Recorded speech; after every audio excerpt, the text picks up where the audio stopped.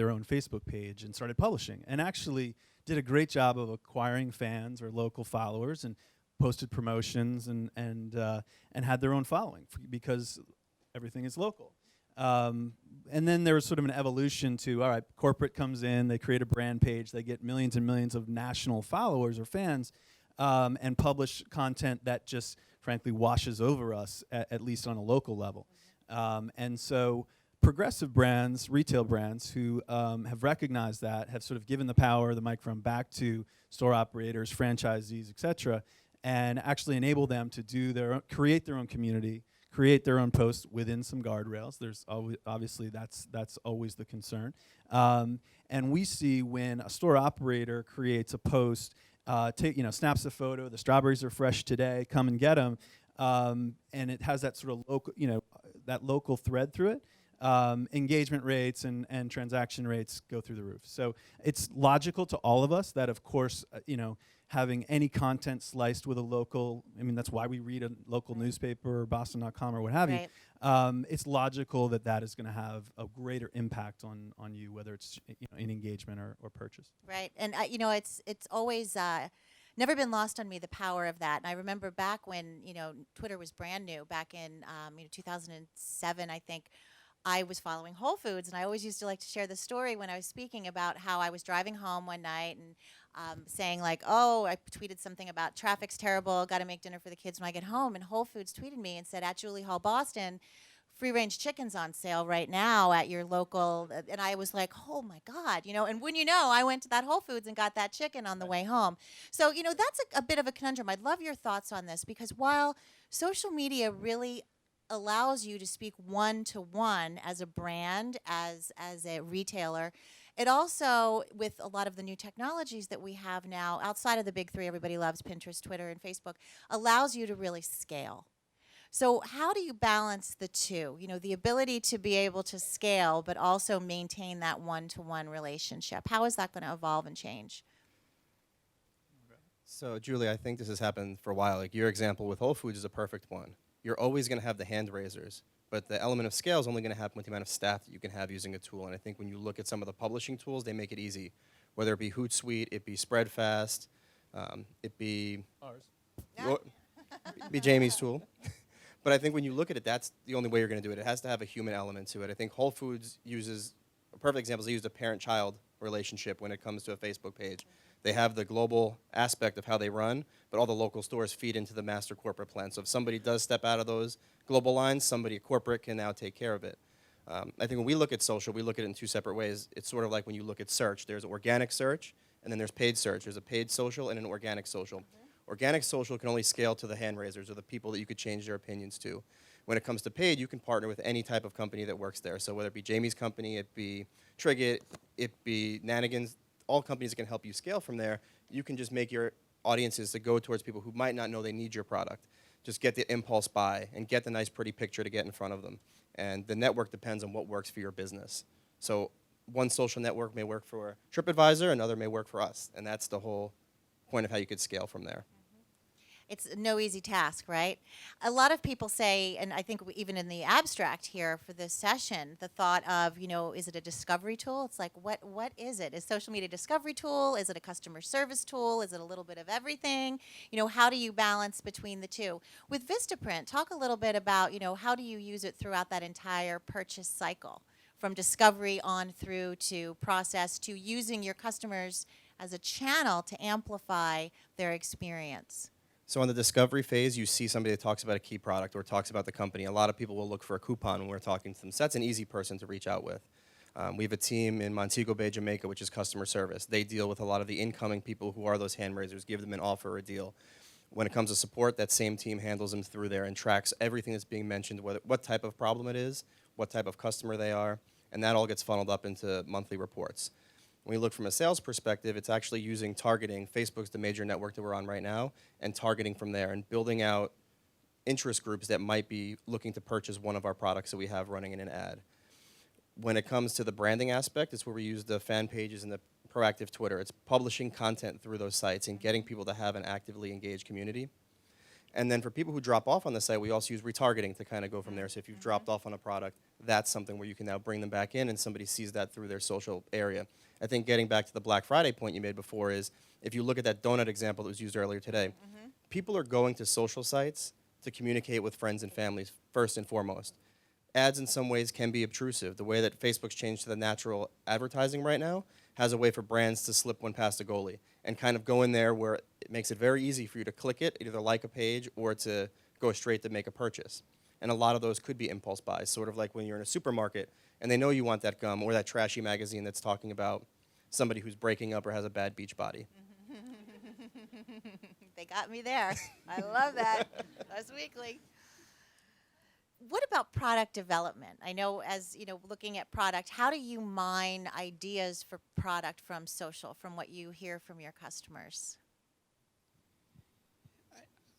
I'd say honestly, we don't a lot, right? I think, you know, you can go down the path of I'm probably a little bit more in the camp that's I think it was Steve Jobs' quote, right, that the customer doesn't know what they want, right? And I think I'm a little bit in that camp of, you know, our job is to take an experience that is pretty well defined, travel, right, and to apply a media, you know, view to it, and a view that that might alter a little bit when you unlock things like using phones or that type of thing. But many of the notions are not changing. It's just the sort of environment, right? So your phone, as a good example, your phone, when you take it with you on your trip, suddenly unlocks this type of real-time travel planning, or this ability to get real-time information that didn't exist. I was telling Debbie I'm going on vacation in a couple weeks, and to a place that I went 5 years ago. And 5 years ago,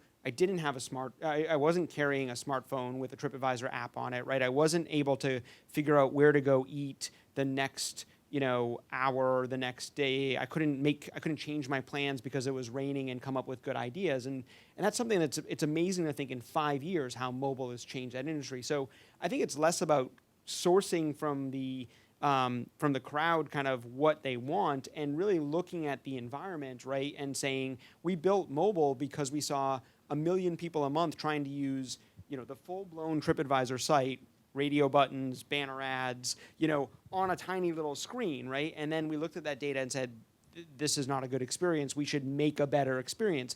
That led to feature development like Near Me Now, which is a button that's on our mobile app where you press it and it just shows you what's around you right now. Well, that was just a great environmental development that no one told us about. We just spent time thinking about what they were trying to do, Right. following users around. So it's less about the big pipeline of ideas coming in and more about paying attention to where the pain points are, Right. Sifting through those pain points. And it's interesting you mentioned them, these social discovery tools. You know, last year at South by Southwest, the big thing was Glancy and Highlight, all these sites that were able to tell you, here's where you are, here's some cool things to do. Right. Is that something that you see that is monetizable, if that's a word, looking ahead? Maybe, right? But I always run it through the filter of like, would Uber have ever developed, right? You know, using one of those tools, and I'm just not sure that it would, right? I think Uber is you know, a recognition of like where inefficiencies in the market are, and people can't articulate what those are. So I think to bring it back to what you were talking about before is like, I think we sometimes mix up what social media can be good at and what it maybe is still very immature at, right? And I think what it can be really good at is inspiration and re-engagement, but the metrics for those are not the metrics that for the last 15 years digital marketers have focused on, right? Which is like, you know, being able to do direct attribution to a buy cycle, right? You know, SEM has trained us all that you pay 25 cents for this and you get 35 cents out of it, and that's a win, and you can bid more. And I don't think most social marketing is going to work that way. So it's still very much reinventing where the big scale is, which is all about inspiration and shifting your perception of a brand or your perception of a desire for a product. There are absolutely cases where you can treat it like search marketing and blast a coupon or drive demand, and you hear about those examples, but you really don't hear about the probably lots of time and energy spent on those things that don't work. And so I think that these tools are sort of very similar. They're still immature in trying to really suss out the monetizable opportunity from what is a lot of noise. Right, and I think Jeff said it earlier, the exact same point, that there's earned social and there's paid social. I mean, that is something that's going to continue to remain, but learning how to balance those two is really key. You know, marketing as a discipline is really art and science anyway, right? That emotional and that rational, as they taught us at Arnold, that whole brand essence idea. But it's true, you know, to have that balance. So, but back to it, you know, and I come from a pure PR discipline. So, you know, when it comes to content creation, you know, this whole social media thing, I'm like, hey, that's what we do, you guys. You know, that's what we've been doing. But now, you know, we are all in this together as marketers, and I'm getting asked for click-through transactional rates. How did you motivate to purchase? How did that tweet actually get me money? You're hearing the same thing too. How are you showing? Give some concrete examples of how you're showing how you're actually driving sales. Yeah, I mean, you're talking about probably the biggest jump ball in marketing that I've ever witnessed in my career, which is where does it live and who owns social media, right? Because your point, content creation has typically been the domain of PR agencies, communications firms. The look and feel of what it is that goes out into a communication channel is the creative agency, and the distribution and optimization of it has happened at a media agency. And now they're all looking to own that. And you know, we sell to each of those independently, and we service a lot of those groups that, frankly, are trying to take that jump ball. And so it really is at this point, to me, unclear. I will say that you know, as you all read about and probably are frustrated by you know, the algorithm changes that continue to be announced, and what was once sort of an organic reach is now is strategically shrinking. In forcing you to at least have a paid strategy to amplify what you once reached, you know, 20% of your fans, you may now only reach, you know, 10. And so these are platforms that need to monetize, right? And they're public market now, and so the Facebooks and Twitter of the world, and LinkedIn to a lesser extent, have a responsibility to generate their revenue models on re-engagement and further amplification. So if I had to place a bet on the wheel, I would say that those who control media and media spend will have ultimately better opportunity to deliver disproportionately successful results, right? So if a client comes to me and says, I want to get X result, and the only thing I can sell them is organic reach at 10%, then I can't really say with a straight face that I'm going to get them the best results they could, because with some added spend, they could reach, you know, whether it's sales or whether it's engagement, they could maximize or optimize with paid media. So it truly is forcing and bending the sort of agency infrastructure and architecture in a lot of very uncomfortable ways. And it's forcing the importance of really looking at owned, earned, and paid in a very collaborative way, playing nice in the sandbox, and everybody, you know, saying, okay, you know, the end result is really what's best for the client, what's best for the brand. But you're absolutely right. You know, I also think that many times brands and companies overlook their owned channels. You know, paid you get, earned you get, but you know, even using your customers as a channel, which is why that Chirpify thing that in the Grammys on Sunday just blew me away. You know, using your customer as a channel, I think, is one of the most underutilized opportunities that companies have. Using your employees as a channel, you know, that's just unbelievable that the companies don't think of that. So using your owned mediums, I think, in a better way is important. I think what is great for marketers is if you look at, you know, 2000 to, let's call it 2010, right? What you saw was a rise of search, and people could shift their marketing budget to something that was massively, you know, measurable, right? You knew that for every, you know, nickel you spent, you could track its results. And I think what you're seeing now, maybe this decade will be where you see brand vehicles, right, move a little bit, you know, which are traditionally hard to measure, right? Magazine, TV, you know, big brand campaigns are now picking up this element of something that's a little more trackable, right? It's not all the way to the SEM side, and it doesn't need to be, but you can deliver it on a smaller budget, right? You can deliver it at a smaller scale. You can test it faster, right? Because you're not out shooting, Right. TV. You're not waiting for the Super Bowl. It's not to say that you don't do those things anymore, but you can augment it with lots of testing in a way that you used to only be able to do in search marketing. And I think that that's where, social networks, Twitter, Facebook, that don't have quite the same impact in terms of a measurable ROI type of marketing can really deliver for marketers, is giving them that vehicle to go test and learn in a way that's, been commonplace for sort of digital marketers, if you will. One thing that I think we should add to talking about how it's not like SEM is that unlike search networks and traditional display ads, social networks come with a second element to it. When you're paying on the click, you're also paying when somebody does a social action, a like, a share, or following or liking the page. So I think for marketers in general, that becomes a hard pill to swallow is, what's that worth to us? And that gets into the area of everybody playing nice in the sandbox and looking at what that impact is. Because there is a value to having a large community, similar to building an email list. What's that worth to a company? But then at the same time, what is that like or follow worth when it comes to the eyes of the Google, of Bing, when you're looking at that, because there is a value to that and the activity of the community to a company. Yeah, the CPM equivalent, right, of a Facebook like. If somebody has the answer to that for me, I'd love to know, because I get that question all the time. What does that mean? How do you quantify that? I was told that when the other group is, wow, it goes so fast, doesn't it? We should really do this again, maybe on Google Plus. We'll do a little hangout.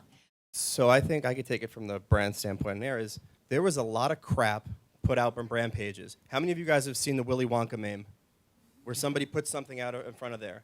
Or how many times has somebody seen a brand put a crying kitten or a cute puppy on their ads, or like on a piece that they're doing? That's fake engagement. And I think all marketers should have seen this coming. As early as last December into last January, the developer who's in charge of Newsfeed said, we're going to change this. And Facebook has a history of taking things away. When pages first started, you could have emailed your whole fan base. That went away. Then you could make money when somebody clicked on your page because you could have a static landing page. Timeline took that away. When you start going through here, it's about adapting to it and making sure you're giving real engagement pieces, so knowing your audience and what they want to consume. So know who your customer is and not doing something cute that Mashable says is the new trend for this week. It's doing what your customers really care about. Great advice. Now, as one of the only, 12 preferred developers for Facebook, what are your thoughts on that? Yeah, I mean, it's I totally agree, and it's protection of the user experience. Facebook has an incredible wealth of data on how people are using the platform, and when they see those, when they sort of hit tiers of disengagement, or specifically how they react to page posts, they do make these changes frequently, and it makes marketers crazy, but it also, I guess keeps us on our toes, right? Keeps us fresh. And yes, it does force you to in this case, that algorithm was tweaked to benefit visual versus text posts, which is a good strategy in and of itself. But yes, it also says that through amplification, you can reach a broader target and actually use demographics to really reduce the amount of spam that you're putting out as a page owner. Any other questions? Got another minute? No? All right, great. Thanks, guys. You're great. Thanks, Julie. Thank you.